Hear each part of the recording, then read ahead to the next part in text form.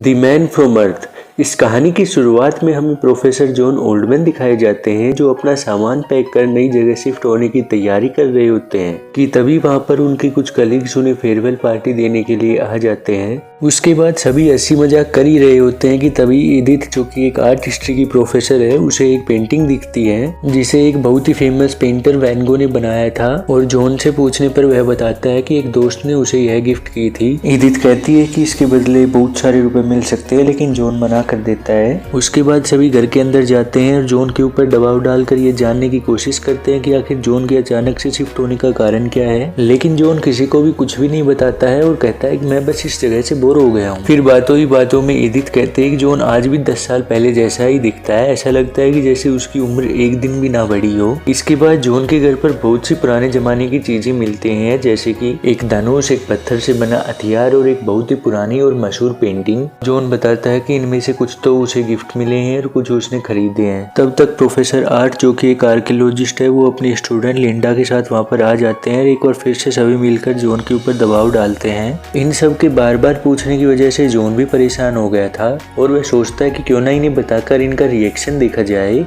और फिर जॉन कहता है कि मैं तुम सबसे एक सिली क्वेश्चन पूछना चाहता हूँ। जॉन कहता है कि आप सभी को कैसा लगेगा अगर कोई व्यक्ति 14,000 साल से अभी तक जिंदा हो तो। जॉन के इस अजीब सवाल पर सभी को लगता है कि जॉन किसी साइंस फिक्शन स्टोरी पर काम कर रहा है और वो लोग मजाक करने लगते हैं कि 14,000 साल से जिंदा रहकर बेचारा थक गया होगा। लेकिन साथ ही साथ वो लोग ये भी कहते हैं कि ऐसे व्यक्ति के पास ज्ञान का भंडार होगा और हम उससे बहुत कुछ सीख सकते हैं।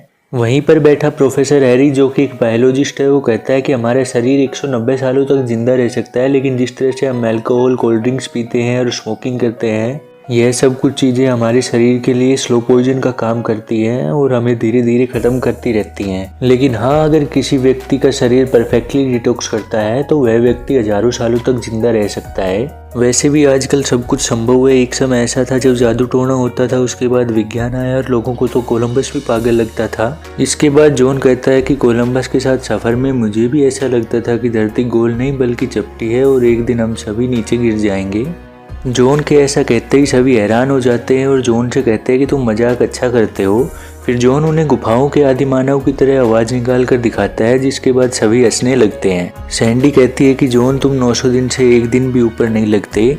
अब सभी को जॉन की कहानी में मजा आने लगता है और वो जॉन से आगे की कहानी सुनने लगते हैं। जॉन बताता है कि मैं हर 10 साल में नई जगह शिफ्ट हो जाता हूँ ताकि लोगों से मेरी उम्र ना बढ़ने का सीक्रेट छुपा रहे। जब मैं पैदा हुआ था तब मैं 35 साल तक सभी की तरह बढ़ता रहा, लेकिन फिर अचानक मेरी उम्र बढ़ना बंद हो गई। मेरे साथ के सभी लोग बूढ़े होकर मर गए, लेकिन मेरे अंदर कोई भी बदलाव नहीं हुआ, जिसकी वजह से मुझे वहाँ से भगा दिया क्योंकि उन्हें लगता था कि मैं उनकी उम्र चुरा रहा हूँ। वैसे तो मुझे मेरे जीवन की सभी बातें याद नहीं है, लेकिन कुछ बड़ी बड़ी घटनाओं की धुंधली यादें अभी भी मेरे दिमाग में कैद हैं। मैं थोड़े समय के बाद अपनी जगह बदलता रहता था। स्टार्टिंग के करीब 2000 साल बहुत ही कोल्ड थे, सभी तरफ बर्फ के पहाड़ थे। उसके बाद समुद्र दिखने लगे और महाद्वीप भी अलग होने लगे। फिर मैंने ईस्ट की तरफ जाने का फैसला किया क्योंकि उधर से सूरज उदय होता था और मुझे यह विश्वास था कि उधर गर्म होगा। और जब मैं सूरज का पीछा करते हुए आगे बढ़ रहा था तब मैंने पहली बार ओशियन देखा। फिर ब्रोंज एज में मैंने धातुओं का व्यापार किया और बहुत सी भाषाएं भी सीखी। समय के साथ लोग डेवलप हुए और शहर बने। शहरों में मुझे अपनी आइडेंटिटी को छुपाने में बहुत परेशानी होती थी। इस वजह से मैं हर दशक के बाद अपनी जगह चेंज करता रहता हूँ। जॉन के दोस्त कहते हैं कि जो कहानी तुम हमें बता रहे हो यह सब कुछ हमने बुक्स में पढ़ा है। जॉन बताता है कि बुक से मैंने अपनी मेमोरी को रिकलेक्ट किया है, नहीं तो 14,000 सालों की घटनाओं को याद रखना इम्पॉसिबल है। उसके बाद एडिथ कहती है कि क्या तुमने कभी यह नहीं सोचा कि तुम्हारे साथ ये क्यों हो रहा है या फिर कौन कर रहा है। एक समय पर मुझे ऐसा लगता था कि मैंने कोई पाप किया है जिसकी वजह से मुझे यह श्राप मिला है, और मुझे कभी कभी ऐसा भी लगता था कि यह श्राप नहीं बल्कि एक वरदान है। जॉन के सभी दोस्त अलग अलग फील्ड्स में प्रोफेसर हैं और वो जॉन से बहुत से क्वेश्चंस पूछते हैं, लेकिन जॉन सभी के सही उत्तर देता है। ये लोग जॉन से पूछते हैं कि तुम हमें यह सब कुछ क्यों बता रहे हो।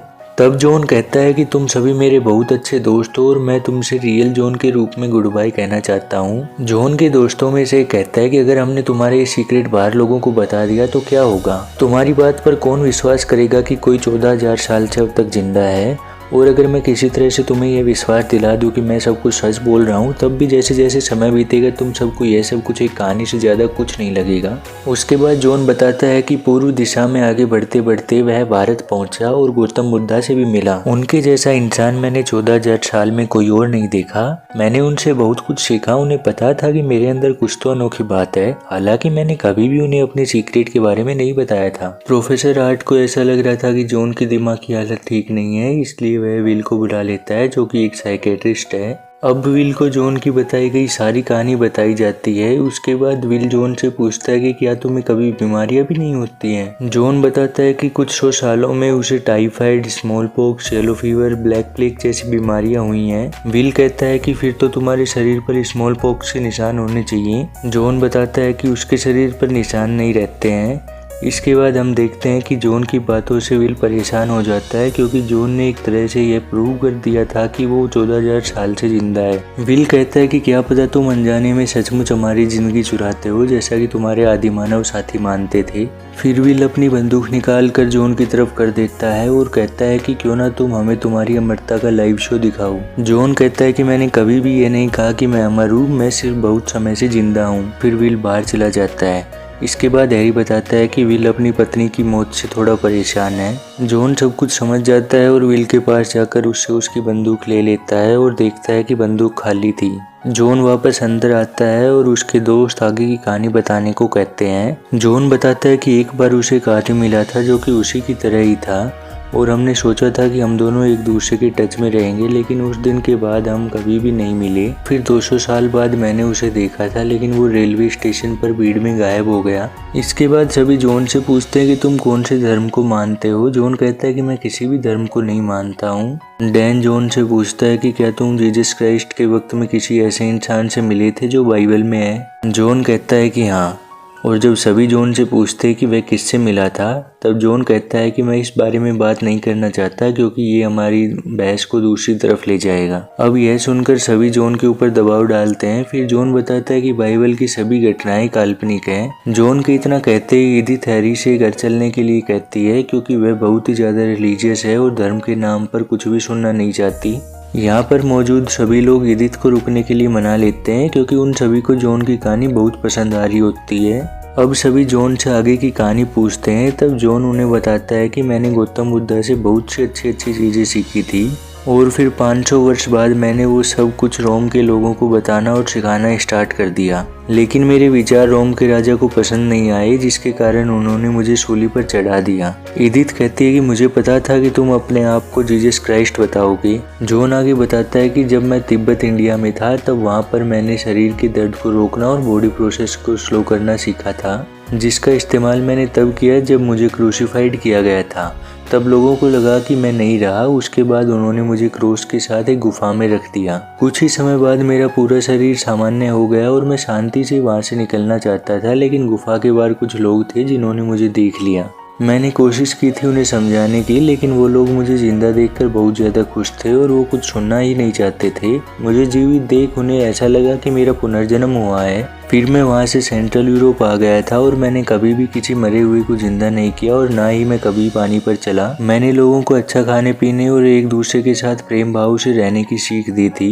एडिथ बहुत ज़्यादा रिलीजियस होने के कारण जॉन पर विश्वास नहीं करना चाहती और प्रोफेसर आर्ट कहते हैं कि मैं तुम्हारे हाथों के निशान देखना चाहता हूँ। जॉन कहता है कि मेरे शरीर पर निशान नहीं रहते हैं। उसके बाद प्रोफेसर डैन जॉन का सपोर्ट करते हुए कहते हैं कि जॉन सही कह रहा है, क्योंकि बुद्धा और क्राइस्ट के विचार ऑलमोस्ट सेम ही है। दोनों ने दयालुता, भाईचारा और प्रेम का संदेश ही दिया था। जॉन बताता है कि बाद में लोगों ने बहुत सी कहानियां बनाई। लोगों ने स्वर्ग और नरक भी बनाए, जिससे सब कुछ पाने का लालच और डर बना रहे ताकि दूसरों पर हुकूमत की जा सके। इसी बीच विल भी वापस आ जाता है। फिर जॉन कहता है कि कोई भी धर्म हमेशा के लिए नहीं होता, समय के साथ चीजें बदलती रहती हैं। एडिथ कहती है कि यह सब कुछ जो तुम हमें बता रहे हो ये सच नहीं हो सकता। तब जॉन कहता है कि एक दिन जब मैं एक पहाड़ी से लोगों को अपने विचार बता रहा था, तब मैंने उन्हें एक चॉइस दी थी और आज वही चॉइस मैं तुम सबको देता हूँ कि तुम्हें क्या लगता है कि मैं कौन हूँ। जॉन की बातों में गहराई और चेहरे पर चमक देख सबको विश्वास हो जाता है कि जॉन सच बोल रहा है और 2000 साल से जिस बाइबल को लोग मानते आ रहे हैं वो सिर्फ एक कहानी है। सभी बहुत ही ज़्यादा इमोशनल हो जाते हैं। इसके बाद विल जॉन से कहता है कि अपना ड्रामा बंद करो और सबको सच बता दो कि जो सब कुछ तुमने अब तक कहा वो सच नहीं है। जॉन इन सबको कुछ देर के लिए देखता है और थोड़ा सोचने के बाद कहता है कि दोस्तों, खेल खत्म हुआ और अब तक मैंने जो कुछ कहा वो सिर्फ एक मजाक था। यह सुनकर सभी बहुत ही ज़्यादा डिसअपॉइंट हो जाते हैं क्योंकि उन्हें जॉन पर पूरा विश्वास हो गया था। इसके बाद सभी अपने अपने घर जाने लगते हैं। यहाँ पर जॉन और उसकी गर्लफ्रेंड सैंडी ही बचते हैं। तब सैंडी कहती है कि मुझे पता है तुम सब कुछ सच बोल रहे थे, और वो जॉन से पूछती है कि तुम्हारा रियल नेम क्या है। जॉन कहता है कि मेरा रियल नेम जॉन ही है, मैं बस अपने सरनेम बदलता रहता हूँ। फिर वह अपने पुराने नाम बताने लगता है। तब पीछे से विल बाहर आता है और वो जॉन का एक पुराना नाम सुनकर हैरान रह जाता है। विल जॉन से पूछता है कि क्या तुम 60 साल पहले केमिस्ट्री पढ़ाते थे। जॉन कहता है कि हाँ, और बताता है कि तुम्हारी माँ का नाम नोला था। विल जॉन से उनके कुत्ते का नाम पूछता है और जॉन कहता है कि उसका नाम बूफी था। विल बहुत ज्यादा इमोशनल हो जाता है और कहता है कि तुमने हमें छोड़ दिया था। जॉन कहता है कि मेरी मजबूरी थी और अब तुम समझ सकते हो कि मैंने ऐसा क्यों किया था। विल को हार्ट अटैक आ जाता है, जिसके साथ ही विल की मौत हो जाती है। जॉन और सैंडी एम्बुलेंस को बुलाते हैं जो विल की डेड बॉडी को ले जाती है। मूवी के एंड में हम देखते हैं कि जॉन और सैंडी दोनों यहाँ से किसी नई जगह चले जाते हैं और इसी के साथ ये मूवी यहीं पर समाप्त हो जाती है। दोस्तों, अगर किसी को वीडियो अच्छी लगी हो तो प्लीज़ वीडियो को लाइक और चैनल को सब्सक्राइब कर देना। धन्यवाद।